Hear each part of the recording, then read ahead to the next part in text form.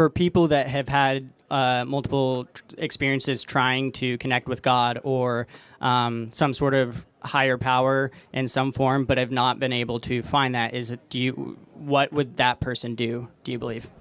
Well, what you aim at is what you get. The first thing is you got to read the Bible every day. And then finally, if you want to get closer to God, stop doing sinful things.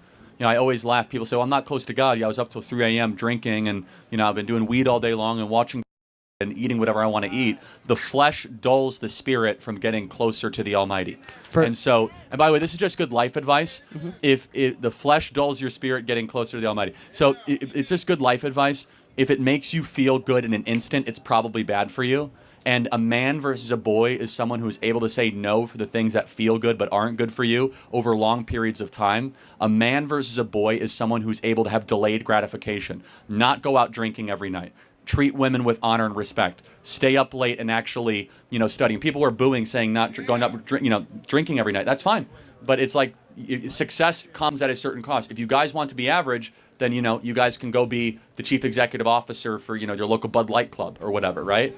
Instead, if you want to be excellent at something, it means saying no to the flesh, saying no to the things that make you feel good all the time. And our society is highly addicted to substances, and we wonder why we have the most depressed, anxious, alcohol-addicted generation in history. A lot of these reasons are because of that. So what it means to be a man are a lot of those things, and also standing up against injustice. The most masculine thing you can do is stand up against the injustice and the suffering of others.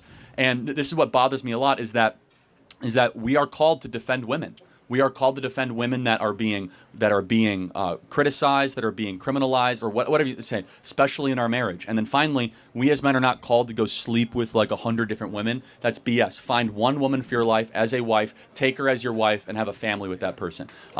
Monogamy takes effort. There is no skill in being a polyamorous polygamist.